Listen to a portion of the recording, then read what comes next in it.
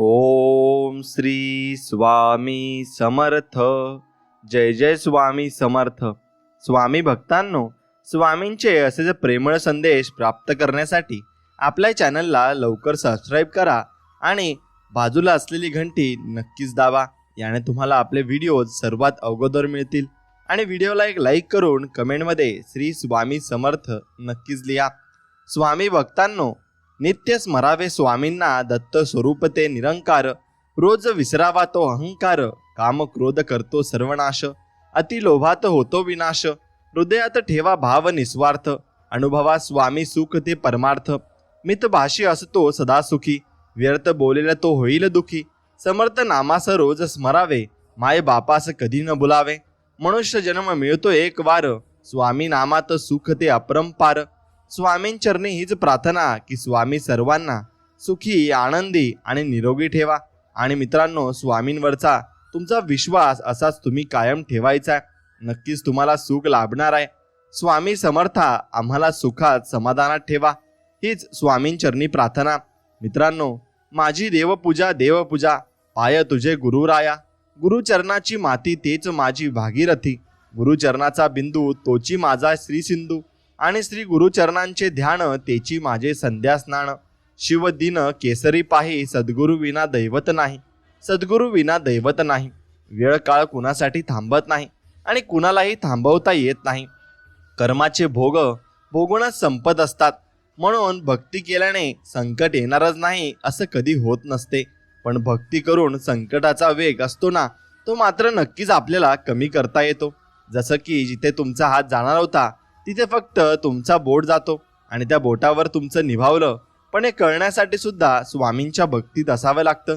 आणि स्वामींवर निष्ठांत भक्ती ही ठेवावी लागते आणि विश्वास ठेवावा लागतो. मग तो विश्वास पूर्णपणे ठेवा आणि मनापासून ठेवा. स्वामींवर आपली श्रद्धा, विश्वास त्यासाठी भरपूर अतूट असला पाहिजे, एवढं मात्र निश्चित आहे. आणि बुद्धीचा वापर जास्त करणाऱ्या लोकांपेक्षा मनाचा वापर करणारी लोक जास्त चांगली असतात. कारण बुद्धीचा वापर करणारी लोक आधी स्वतःचा विचार नक्कीच करत असतात, पण मनाचा वापर करणारी लोक निश्चित दुसऱ्याचा विचार करतात आणि मग नंतर स्वतःचा विचार करतात. एवढं मात्र फरक हा स्वतःचा विचार करणाऱ्या लोकांमध्ये आणि दुसऱ्याचा विचार करणाऱ्या लोकांमध्ये असतो आणि निश्चितच असतोच. म्हणून स्वामी भक्तांनो, एक गोष्ट तुम्ही मनात ठेवा आणि ती स्वामींना सांगा. नक्की स्वामी तुमचं काम पूर्ण करतील, पण ती मनापासून नक्की सांगा. चांगल्या लोकांना देव नेहमी त्रास देत असतो, पण त्यांची साथ मात्र देव कधीच सोडत नाही, एवढं लक्षात ठेवा. आणि त्या संकटातून बाहेर काढण्यासाठी भरपूर काही मार्ग तो त्यांना देत असतो. कारण त्यांच्या कर्माचे फळं आणि ज्यांनी जी मागच्या जन्मी जी कर्म केली होती त्यांचे भोग ते संपून टाकावे. म्हणून स्वामी आपल्याला ते दुःख लवकर आणत असतात आणि नंतर त्यांना आपल्याला सुख द्यायचे असते. आणि वाईट लोकांना देव खूप काही देतो, पण त्यांना स्वामी साथ कधीच देत नाही. ध्यानात ठेवा, निराशावादी विचार तुम्ही ठेवाल ना, आणि ते ठेवल्याने कधीच यश तुम्हाला मिळणार नाही. सकारात्मक विचारसरणी असल्यास प्रगती लवकर होते. आणि जर नशीब काही चांगले देणार असेल तर त्याची सुरुवात नेहमी कठीण गोष्टीने होत असते. आणि आधी नशीब जर काही अप्रतिम देणार असेल ना, तर त्याची सुरुवात अशक्य गोष्टीने मात्र नक्कीच होत असते. फक्त स्वामींच्यावर पूर्णपणे विश्वास ठेवा. न मागताही तुम्हाला खूप काही मिळेल आणि भरपूर मिळेल. फक्त तुम्ही जर स्वामींवर विश्वास ठेवला तर तुम्हाला मिळेल. आणि मित्रांनो, स्वामी समर्थ आपल्या एका चरित्रात सांगतात आणि ते त्यांनी लिहून ठेवलाय की तू उपवास कर बाळा किंवा नको करूस, मर्जी तुझी आहे. यात माझी जिभेवर तुझा ताबा ठेव किंवा नको ठेव. ठेवला तरी चालेल, पण तुझ्या मोहांवर मात्र, लोभांवर आणि तुझ्या गर्वांवर मात्र विजय नक्कीच मिळव. बघ तुला जमतं का. तू मठात जा, रोज जा किंवा नको जाऊस, इच्छा तुझी आहे. ते नमस्कार केला नाही तरी चालेल, पण तुझ्या अहंकाराचा मात्र तू मात कर. बघ तुला जमतं का. तू सोळं मान किंवा नको माणूस, हक्क तुझा आहे. हे सर्व मानलं नाहीस तरी चालेल, पण तुझा आचार मात्र पवित्र ठेव. बघ तुला जमतं का. आणि तू 11 माळ जप, स्वामी चरित्र, गुरुचरित्र वाच किंवा नको वाचूस, निवड तुझी आहे. त्यासाठी वेळ नसला ना तरी चालेल, पण आपल्या माणसांची मनं जरूर वाच. बघ तुला यात जमतं का. तू स्वामी दरबारात सेवेला ये किंवा नको येऊस, आवड तुझी आहे. त्यासाठी सवड नसली ना तरी चालेल, पण सेवेत असलेल्या भक्तांमध्ये स्वामी पाहायला नक्कीच शिक. बघ तुला जमेल का? मग नको शोधू तू मला स्वामी दरबारी, मी तुझ्या शेजारीच आहे. शोधून बघ तुला मी दिसतोय का? आणि मी तुझ्या आसपासच असतो. फक्त माझ्या नामात तू गुंग राहून बघ, मी तुला नक्कीच दर्शन देईन, असे स्वामी म्हणत आहेत. आणि अहंकार आणि लोभ हे माणसाच्या दुःखाचे सर्वात मोठे कारण आहे मित्रांनो. कारण अहंकार आणि लोभ असलेल्या माणसाला कशाची पर्वा राहत नाही आणि कशाचंही तो टेन्शन घेत नाही. जो अनन्य भावाने स्वामींना शरण जातो त्यांना स्वामी आपल्या मार्गदर्शन आणि अनुभूतींनी अहंकार आणि लोभांपासून दूर राहण्यास मदत नक्कीच करतात. हे त्रिवार सत्य आहे. स्वामींची अनुभूती घेणे आणि आशीर्वाद लाभणे या गोष्टी म्हणजेच अमृत मिळवणं होय. आणि सदा स्वामींचे नामस्मरण करा आणि कायमचे सुखी होऊन जा. हा मंत्र तुम्ही नक्कीच लक्षात ठेवला पाहिजे. स्वामी सोबत असताना गरज नाही लागत कुणाची, भीती नाही वाटत कशाची. स्वामी सोबत असताना मार्गही अगदी सोपा होतो, अंधाराही अगदी नाहीसा होतो. स्वामी आपल्या सोबत असताना कशाला कुणाची वाट बघावी, बरं का उगाच कसली काळजी करावी. स्वामी आपल्या सोबत असताना सामोरे जातो मी हसत हसत त्या मोठमोठ्या संकटांना, नाही घाबरत मी त्या उद्याच्या आपल्या भविष्याला.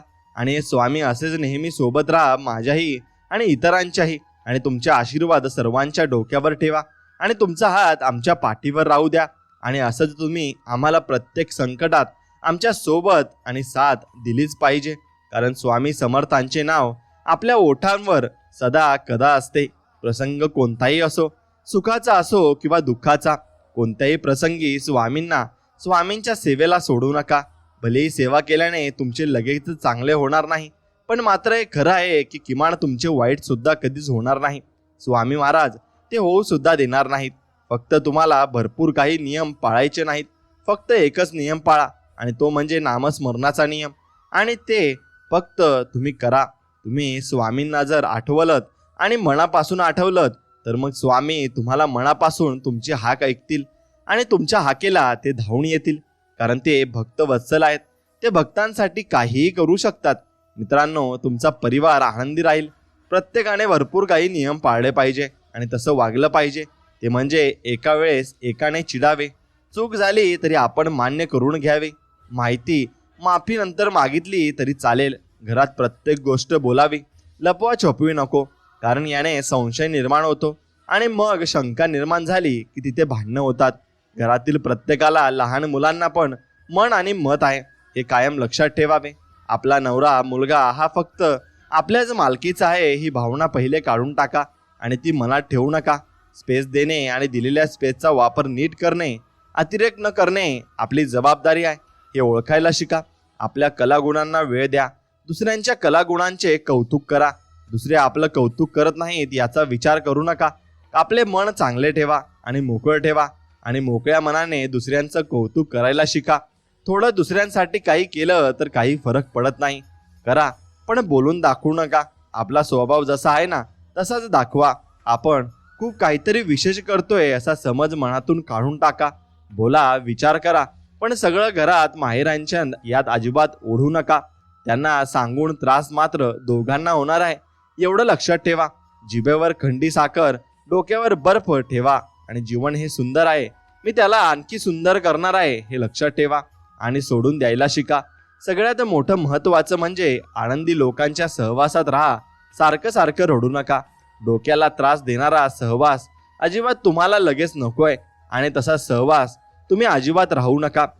एवढे नियम पाळा, नक्कीच तुमच्या घरात सुख समृद्धी नांदेल आणि आनंद निर्माण होईल. प्रत्येक माणसात देव असतो, मग तुम्ही मंदिरात का जाता? खूप सुंदर उत्तर त्यासाठी दिलेलं आहे. आणि मंदिरात आपण का जातो? प्रत्येकात जर देव आपल्याला दिसत असेल तर मग वारात उन्हातही वाहतो, पण त्याचा आनंद सावलीत बसल्यावरच मिळतो. तसेच देव सगळीकडे वावरत असतो, परंतु त्याचा आनंद मंदिरातच मिळत असतो. म्हणून आपण मंदिरात जात असतो. आणि कोणी तुम्हाला विचारले की मंदिरात आपण का जातो तर त्याला हे छानसं उत्तर तुम्ही द्यावं. स्वामींकडे तुमचा भार कमी व्हावा यासाठी प्रार्थना करू नका, तर तो भार पेलून नेण्यास तुमचे खांदे अजून मजबूत व्हावे म्हणून प्रार्थना करा. नक्की स्वामी तुम्हाला साथ देतील आणि तुमच्या संकटात धावून येतील. स्वामींच्या मठात एक छान पाटी लिहिलेली होती, कोणतेही क्लेश मनात न ठेवता आत या. तुम्ही पाप करून आलात आणि थकला असाल, पण मी माफ करून थकलो नाही असं तिथे लिहिलेलं होतं. म्हणून स्वामी सगळ्यांना माफ करतात आणि सगळ्यांना माफी देतात हे फक्त स्वामी दरबारातच होऊ शकतं. म्हणून एवढं मात्र निश्चित आहे, कर्म सिद्धांत आहे. डोळ्यांनी झाडावरचा आंबा पाहिला, त्याला खाण्याची इच्छा जागृत झाली. डोळे तर फळ तोडू शकत नाही, म्हणून पाय गेले फळ तोडायला. जवळजवळ पोहोचूनही पाय आंबा तोडू शकला नाही. मग हात गेले आंबा तोडायला. हाताने आंबा तोडला, पण हातपाय व डोळे ते खाऊ शकत नाही. आंबा खाल्ला तोंडाने, पण तोंडात राहिला नाही, तो गेला पोटात. आता मायाने ते पाहिले आणि त्याला दांड्याने मार दिला पाठीवर. पाठ म्हणाली, मला का मारता? मी कुठे आंबा खाल्ला? दांड्याने मार खाल्ला मिळाला, पण अश्रू आले डोळ्यातून. कारण पहिला दोष डोळ्यांचा होता. डोळ्यांनी प्रथम आंबा पाहिला होता. म्हणजेच हा कर्म सिद्धांत आहे आणि हा नक्कीच तुमच्यावर येणार आहे, एवढं मात्र निश्चित. म्हणून कर्म आपली नीट चांगली करा आणि ज्यांना आपण साथ दिली, ज्यांनी आपल्याला वाईट वेळ चांगली वेळ आणून दिली, त्यांची साथ कधी सोडू नका आणि त्यांना कधी विसरू नका. म्हणून जे तुम्ही कर्म करता ते फिरून तुमच्यावर येणार आहे, एवढं मात्र निश्चित आहे. फक्त त्याला थोडं वेळ काळ लागू शकतो, पण ते कर्म तुम्हाला फेडावेच लागतील, एवढं मात्र निश्चित आहे. श्री स्वामी समर्थ महाराज आपले हे आपल्याला नावाप्रमाणेच श्री म्हणजेच सर्व गुण संपन्न आहेत आणि स्वामी म्हणजेच अनंत ब्रह्मांडाचे आणि सर्व देवतांचे ते स्वामी आहेत. तर समर्थ म्हणजे ज्यांना अशक्य असे काहीच नाही, जे सर्वच बाबतीत स्वयंपूर्ण आणि समर्थ आहेत. म्हणून फक्त त्यांनाच श्री स्वामी समर्थ हे नाव शोभून दिसते आणि उठून दिसते, एवढं मात्र निश्चित आहे. आपलं मन काही कारणांनी जेव्हा अस्वस्थ असतं त्यावेळी शांत आपण एकदम राहिलं पाहिजे, कुणाशीही काहीही बोलू नये. अशा वेळी डोळे आतून मनातल्या मनात स्वामींचे नामस्मरण करावं. एक लक्षात घ्या, आपले श्री स्वामी गुरु आपल्या सोबत सतत असतात. त्यांना आपल्या अस्वस्थतेचे कारण माहिती असतं. काही वेळा आपल्याला काही गोष्टी त्यांना शिकवायच्या असतात. नामस्मरण सुरू केल्यानंतर काही वेळात आपल्या अस्वस्थतेचे ढग विरून जातात, मनाला प्रसन्न वाटतं. अनेक प्रश्नांची उत्तरे आपल्या अगदी सहजगत्या मिळतात.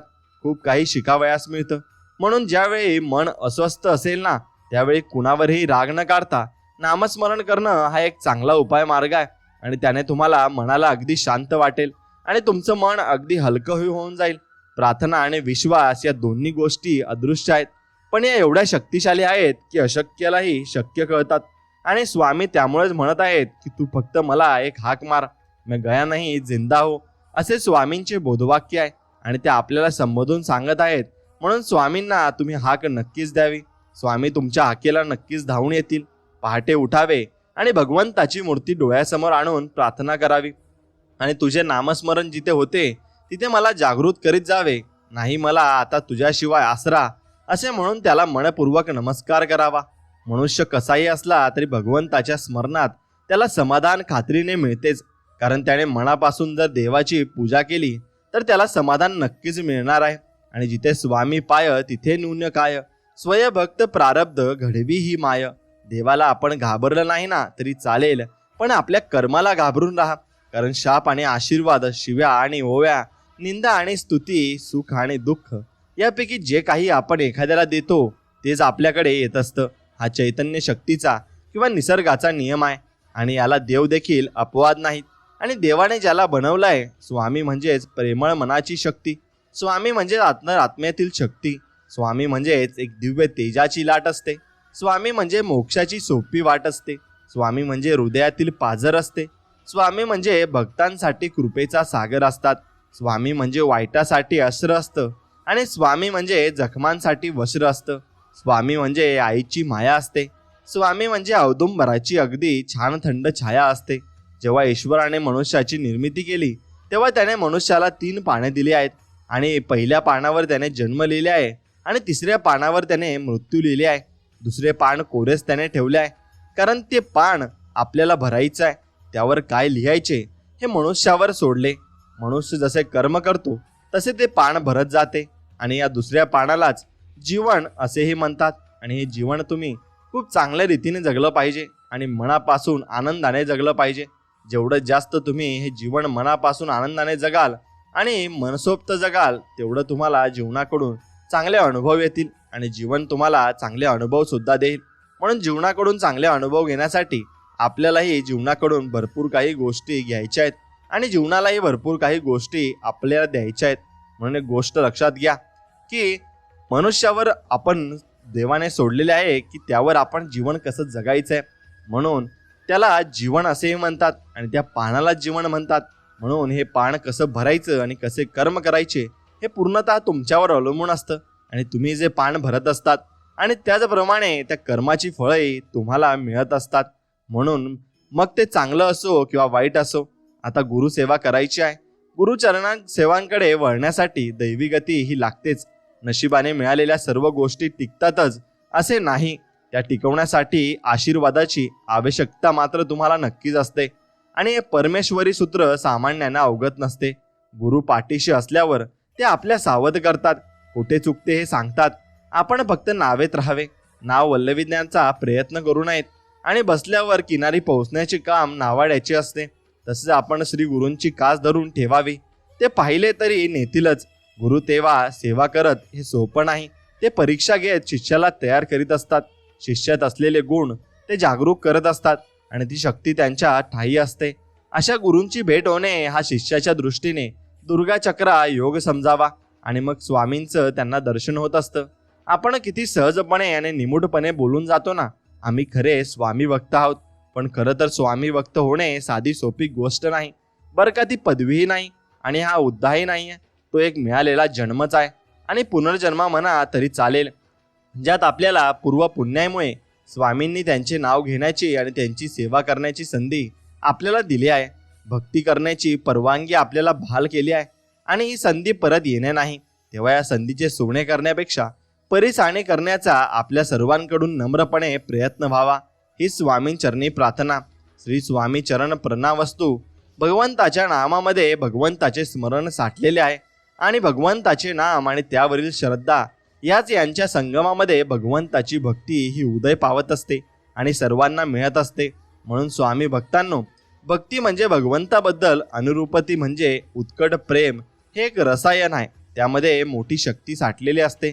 हे प्रेम मनाच्या तळाशी पोहोचते व तेथे असलेल्या अविद्येचा पडदा फाडून स्वस्वरूपाशी भिडते आणि भगवंताचे दर्शन आड येणारे सारे प्रतिबंध दूर करते व दिव्य प्रेम कसे संपादन करावे याचे अगदी स्पष्ट व खात्रीचे मार्गदर्शन करते. ते करत असते. म्हणून पंचम गुरु पीठाधीश श्री स्वामी सखा आणि आपले स्वामी राया आहेत. जन्माला आला आहेस मग थोडं जगून बघ. या जीवनात खूप दुःख आहे बाळा, थोडं सोसून बघ. चिमूटभर दुःखाने कोसळू नकोस. दुःखाची डोंगर पचून बघ. यशाची चावी चाखून बघ आणि मग अपयश येतं निरखून बघ. घरटं भांडणं हे सोपं असतं, थोडी मेहनत करून जगणं हे बघ आणि जगणं कठीण, मरणं सोपं असतं. दोन्हीतल्या वेदना सोसून बघ. जीवन मरणं एक कोरडं असतं, जाता आता एवढं कोरडं सोडून बघ. तुला सर्वच अनुभव येतील आणि सर्व प्रश्नांची उत्तरं अगदी चांगल्या रीतीने तुला कळू लागतील. आजचा स्वामी संदेश असा आहे की स्वामींना प्रार्थना आपण करायची आहे. हे म्हणा, संकटांना घाबरू नकोस, दुःखाला घाबरू नकोस. या संकटाच्या बहाण्याने कदाचित स्वामी तुमच्यातली विश्वासाची परीक्षा नक्कीच बघत असतील. म्हणून स्वामींवरील असलेला विश्वास हा अतूट ठेवा आणि हा विश्वास अभेद्य ठेव आणि संकटाचा सामना करत स्वामींच्या परीक्षेत नक्कीच तू पास हो आणि स्वामी तुला तारून टाकतील. भक्ती म्हणजे काय असते एक लक्षात घ्या की किती साधी सोपी सरळ व्याख्या आहे. पहा, भक्ती जेव्हा अन्नात शिरते तेव्हा त्याला प्रसाद म्हणतात आणि भक्ती जेव्हा भुके शिरते तेव्हा तिला उपवास म्हणतात. भक्ती जेव्हा पाण्यात शिरते तेव्हा त्याला तीर्थ संबोधतात. आणि फक्त एकच चित्ताने भक्ती केल्यास माणूस ईश्वराच्या सानिध्यात जाऊन सुखी होत असतो. आणि हे सत्य आहे आणि हे तितकेच पूर्णपणे सत्य आहे. म्हणून स्वामींचे नामस्मरण करून बघा, तुम्हाला प्रत्येकाला लाभ होईल आणि तुम्हाला समजून जाईल की स्वामींच्या नामस्मरणामध्ये किती ताकद आहे. आणि ते दिवा स्वतः जळत राहतो पण त्याचा शांत मंद अशा प्रकाशामध्ये भगवंताचे सुस्वरूप की जे पाहिल्यावर डोळ्यांना सुख वाटावे हेही दिसते आणि शिवाय गाभाऱ्यातील अंधार नाहीसा होतो. बघता तुझ्या शरीररूपी गाभाऱ्यातल्या मनातल्या वेगवेगळ्या शंकांचा अंधार तू स्वतः दिवा घेऊन जर तुझ्या चित्तात प्रकाश पाडलास तर तुझ्या स्वार्थरूपी मनाचा म्हणजेच त्या अंधाराचा नाश होऊन तुला एक पवित्र शुद्ध असे पीठ दिसायला लागेल आणि त्याची तुझ्यामध्ये आवड निर्माण होऊन तुझ्या सुंदर भक्ती मार्गामध्ये येशील. आणि एकदा का तू या अंधारातल्या मनाला प्रकाशात येण्यासाठी म्हणून हट्ट केलास आणि तो हट्ट करून या स्वामी रायाची चाकर म्हणून सेवा करण्याची जिद्द ठेवलीस तर सद्गुरूंचे रूप सुस्वरूप होऊन तुझ्या पुढे सतत भासमान होऊ लागेल आणि तू या भक्ती मार्गातून गुरुमार्गाचा महान मार्ग शोधशील आणि क्षणार्धात लख प्रकाश पडावा अशी स्थिती होऊन तू शोधत असलेला गुरुमार्ग तुला दिसू लागेल. आणि एखाद्या प्रचंड सागरामध्ये जीवन नौका पुढे सरकावी तशी तू ती हाकारशील आणि त्या सागराच्या क्षितिजावर तेजाचा दिव्य असा तेजोमय निधी ज्ञानरूपाने उगवून तुला अनंत प्रकाशाचा लाभ नक्कीच होईल. म्हणून त्यासाठी तुला स्वामींची सेवा नक्कीच करावी लागेल आणि स्वामींची सेवा केली तर सर्व काही तुला फळ प्राप्त होणार आहे.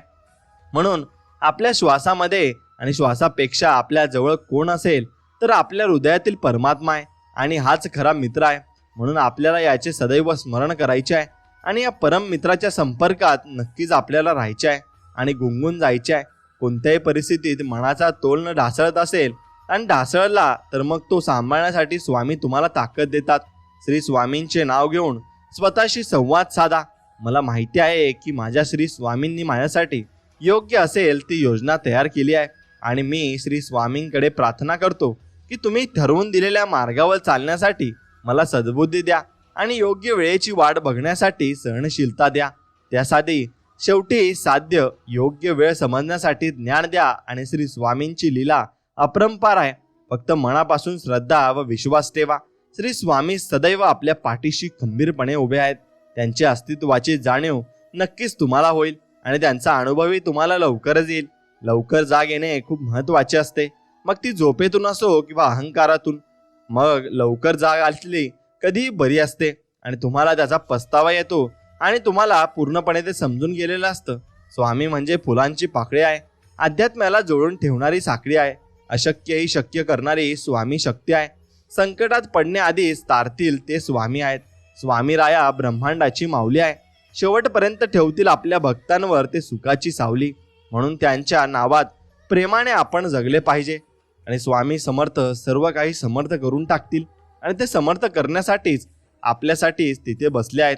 म्हणून झाडाने किती फुले गमावली यावर झाड कधीच अस्वस्थ होताना दिसत नाही. ते नेहमी नवीन फुले तयार करण्यात व्यस्त असते. तसेच आपण आयुष्यात काय गमावले हे दुःख विसरून आपण फक्त काय कमवायचे आणि आपल्याला पुढे काय करायचंय, मग काय आपण मिळवू शकतो ना, यातच जीवनाचा खरा अर्थ दडलेला असतो आणि तेच आपण मनापासून शोधले पाहिजे. आणि ते एकदा आपल्याला सापडले की मग आपण सर्व काही करण्यासाठी अगदी मोकळे होऊन जातो आणि मग आपल्याला नवीन मार्ग शोधण्यासाठी नवीन उत्साह, नवीन प्रेरणा मिळत असते. म्हणून जीवनात श्री स्वामी समर्थांची सेवा व निश्चित तुमचं ध्येय असलेला माणूस स्वामी भक्त जो असतो ना, तो अतिशय खडतर रस्त्यावर प्रगती करतो. पण ध्येय शुद्ध माणूस रस्ता कठीण सोपा असला तरी पण कुठेही पोहोचणार नाही. आपले ध्येय आजच तुम्ही ठरवले पाहिजे आणि जो श्री स्वामी समर्थ यांच्या महाराजांच्या चरणी मनापासून शरण जाईल ना, तो नक्कीच महाराज त्याचा योग्य क्षेम चालवतील आणि सदैव त्यांच्या पाठीशी नेहमी असतील सुद्धा, एवढं लक्षात घ्या. म्हणून स्वामींचरणी मनापासून तुम्ही नक्कीच शरण जायचंय आणि भरपूर काही तुम्ही स्वामींसाठी करायचंय. म्हणून सदैव स्वामी पाठीशी आपले असतातच. मात्र म्हणून स्वामींची भक्ती अगदी मनापासून करा. मनापासून तुम्हाला स्वामी आशीर्वादच नक्की देतील. म्हणून माणूस म्हणून तू परिपक्व झाला आहेस असे स्वामी म्हणत आहेत आणि स्वामी म्हणतात असा की मी केव्हा म्हणेन जेव्हा तू अत्यंत विचाराने आणि तुझ्या मुखातून शब्द काढशील. समोर त्यांचं मन तू अगदी दुखावणार नाही, एवढं तू लक्षात ठेव आणि समोरच्याचं मन कधीही दुखावू नको. म्हणून याची तर काळजी घेशीलच, परंतु तुझे शब्द फुकट जात नाही ना, याची तू फक्त काळजी नक्कीच घेशील. ज्याला तुझ्या शब्दांची किंमतच नाही अशांच्या समोर उगाच वायफळ बोलणं सोड. आता शांत राहा आणि स्वतःची ऊर्जा वाढव. नक्कीच ती नामस्मरणामध्ये दे आणि यशस्वी नक्कीच होतील. आणि अशी स्वामी आपल्याला संधी देत आहेत. स्वामी आपल्याला सांगत आहेत, म्हणून त्या ऊर्जेमध्ये आपण नक्कीच जायला हवे आणि ती ऊर्जा आपण घ्यायला हवी. एवढे मात्र निश्चित आहे. घरातून तुम्ही जेव्हा बाहेर पडता तेव्हा पडताना म्हणा स्वामी माझ्यासोबत तुम्ही बाहेर चला. कधी तुम्हाला खूप रडू येत असेल ना, तर स्वामींना सांगा मला पोटाशी धरा. तुम्ही खूप आनंदात असाल ना, तेव्हा म्हणा स्वामी माझी तुमच्यावर खूप श्रद्धा आहे. तुम्ही काही कामे करता तेव्हा म्हणा स्वामी माझ्या मदतीला तुम्ही धावून या. आणि तुमच्या हातून काही चुकते ना, तेव्हा म्हणा स्वामी मला क्षमा करा. आणि तुम्ही रात्री झोपताना स्वामींविषयी कृतज्ञता व्यक्त करा आणि तुम्ही म्हणा स्वामी तुमच्या मायेचे उपदार पांघरून माझ्यावर घाला. आणि नक्कीच स्वामी तुम्हाला नक्कीच मदत करतील आणि मायेचा हात तुमच्यापर्यंत नक्कीच पोहोचतील. असं तुम्ही नक्कीच समर्थपणे म्हटले पाहिजे आणि स्वामींकडे तुम्ही अशी विनवणी नक्कीच केली पाहिजे. बोलताना शब्दांमध्ये नक्कीच तुम्ही धार नाही तर आधार असला पाहिजे. आणि धारेचे शब्द मन कापतात आणि आधाराचे शब्द मन जिंकत असतात, एवढं मात्र निश्चित आहे. आणि दररोज म्हणा, मी माझ्या जीवनात खूप सुखी आहे आणि समाधानी आहे. जसं तुम्ही बोलत जाल तसे तुम्ही होत जाल, एवढं मात्र निश्चित आहे. म्हणून तुमच्या बोलण्यामध्ये जे तुम्ही वापरता आणि जे तुम्ही ऐकता त्यानुसार तुम्ही घडत असता. म्हणून तुम्ही जर असं दररोज बोललात की मी सुखी समाधानी आणि निरोगी आहे, तर तसेच तुमच्यासोबत होत जाईल आणि तुमचं जीवन सुखी होऊन जाईल. म्हणून तुम्ही काय बोलता आणि काय करता त्यावर सर्व काही गोष्टी अवलंबून असतात. जर तुम्ही असं म्हणत असाल की मी खूप गरीब आहे आणि मला काहीच येत नाही आणि माझ्याकडे पैसे नाहीत, तर तुमच्यासोबत तसेच घडेल. आणि प्रकृती हे बघत नाही हा चांगला विचार करतोय की वाईट विचार करतोय, त्या प्रकृतीचा फक्त त्या विचारावर लक्ष असतं. मग ते विचार आपण कसे मांडावे प्रकृतीसमोर आणि कसे बोलावे हे पूर्णपणे आपल्यावर आणि आपल्यावरच अवलंबून असतं. म्हणून आपण विचार मांडताना विचार करून मांडले पाहिजेत आणि विचार करून आपण बोलले पाहिजे, एवढे मात्र निश्चित आहे. आता मित्रांनो, स्वामी समर्थांचे श्रोत्रम आहे आणि ते तुम्ही नक्कीच ऐका व ते श्रोत ऐकून तुम्हालाही छान वाटेल आणि मग ते तुम्ही ऐकल्यानंतर तुम्हाला त्याचा दिव्य अनुभव येईल. म्हणून तुम्ही तो श्रोत नक्कीच ऐकला पाहिजे. मित्रांनो, तुम्हाला तुमच्या मार्गातील सगळं मोकळे रस्ते होतील आणि तुम्हाला मोकळे रस्ते दिसू लागतील आणि मग तुम्हाला यशाच्या पायऱ्या लवकरच दिसतील आणि समजतीलही. आता आपण जे नामस्मरण करतो त्याचे महत्त्व काय आणि ते केल्याने काय होते हे आपण जाणून घेऊ. आता तुमचे जे दुःख असतात त्याची तीव्रता कमी होत असते आणि तुम्हाला अगदी समाधान मिळते. वास्तू तुमची शुद्ध होत असते. आता प्रारब्ध दुःख भोगण्याची क्षमता तुमची वाढत असते आणि घरात सकारात्मकता आणि सात्विकता वाढते. सांसारिक अडचणी तुमच्या नक्कीच कमी होत असतात. प्रेमभाव तुमच्यात अगदी निर्माण होत असतो आणि घरात भगवंताचा वास राहतो आणि तो 24 तास असतो. काळजी मिटते, भीती जाते, संकटाला सामोरे जाता जाता येते आणि मग स्वभावात तुमच्याही बदल होऊ लागतो. आपल्या गरजा कमी होतात आणि आपल्या सद्गुणात जलद गतीने वृद्धी होते. सद्गुरूंचा कृपा आशीर्वाद आपल्या साधनेमध्ये सतत आपल्या मत्सर असतो आणि अखंड अनुसंधानानंतर भगवंताची भेट होत असते आणि भगवंत आपल्याला दर्शन नक्कीच देत असतात. स्वामी म्हणत आहेत, मी सर्व काही सोडून कुठेही गेलेलो नाही, मी तुमच्यातच आहे, फक्त तुम्ही मला ओळखायला शिकलं पाहिजे, असे स्वामी सांगत आहेत. आणि नामावर ज्याचा विश्वास नाही तो वणवण भटकत राही, त्यात कसले सुख नाही, नित्य चिंतामग्न राही, एवढे मात्र निश्चित आहे. आणि चांगलेच होणार आहे आणि हे गृहीत धरून चला, बाकीचा स्वामी नक्कीच पाहून घेतील. हा विश्वास मनात असला येणारा प्रत्येक क्षण आत्मविश्वासाचा नक्कीच असेल. आणि स्वामींचे आपण धन्यवाद नक्कीच करूया, तक्रार नाही. धन्यवाद शिकलो तुझ्या संगतीत स्वामी, नम्र व्हायला शिकलो. पूर्वी कोटी टीका केली, तिरस्कार केला तर मन नाराज व्हायचे, आता तुमच्या इच्छेत इच्छा मिळवून राहायला शिकलो. आणि असे स्वामी समर्थांचं आपण गुणगान करीत राहिलं पाहिजे. आपण आपलं काम हे नेहमी वाहत्या पाण्यासारखं करत राहिलं पाहिजे. त्यात प्रामाणिकपणा असेल तर त्या वाहत्या पाण्यामुळे जो काही वाईटाचा कचरा असेल तो आपोआप किनाऱ्याला लागेल आणि तुम्हाला सात्विक भक्ती केल्याचं फळ तुम्हाला नक्कीच मिळत जाईल आणि मग तुम्हाला मोक्ष नक्कीच प्राप्त होईल. आपल्या आयुष्यात ज्या ज्या गोष्टी घडतात त्या सर्व भगवंताच्या इच्छेनेच घडतात, अशी पूर्ण खात्री झाली की मग सुख दुःख उरत नाही. ज्याची खरी अशी निष्ठा आहे त्याची तेज काही निराळेच असते आणि अशा माणसाला अचल समाधान नक्कीच लाभते. किंबहुना हेच साधू तत्वाचे मुख्य लक्षण म्हणायचे. आणि हे आपल्याला की अंगी यावे म्हणून साधनाची पूर्व खटपट असते, एवढं लक्षात घ्या. म्हणून तुम्ही जी खटपट करत आहात ती फक्त स्वामींसाठी करत आहात, एवढं लक्षात ठेवा आणि पुढे जीवनात जगायला लागा. स्वामींवरचा विश्वास हसत खेळत नक्कीच एकदम स्ट्रॉंग राहण्यासाठी तुम्ही आत्ताच नक्की या व्हिडिओला एक लाईक करा आणि कमेंटमध्ये श्री स्वामी समर्थ नक्कीच लिहा. स्वामींचा तुम्हाला दिव्य अनुभव येईल. आणि स्वामी भक्तांनो, तुम्ही फक्त स्वामींचं नामस्मरण करत राहायचं आणि दररोज स्वामींचं आपल्या मनापासून तुम्ही गुणगान गात राहायचं आहे, एवढंच तुम्हाला करायचं आहे. हे जरी केलं तरी स्वामी भक्तीत तुम्ही नक्कीच मग्न होऊन जाल आणि तुम्हाला स्वामींचा दिव्य अनुभवही प्राप्त होईल. म्हणून तुम्ही आपल्या व्हिडिओला एक लाईक करा आणि स्वामी भक्तांनो, आपल्या चॅनलला सबस्क्राईब करून बाजूला असलेली घंटी नक्कीच दाबा. चला तर मग आजच्या व्हिडिओमध्ये एवढेच. भेटूया नवीन एक पुन्हा चांगल्या व्हिडिओमध्ये. तोपर्यंत श्री स्वामी समर्थ. जय जय स्वामी समर्थ. धन्यवाद.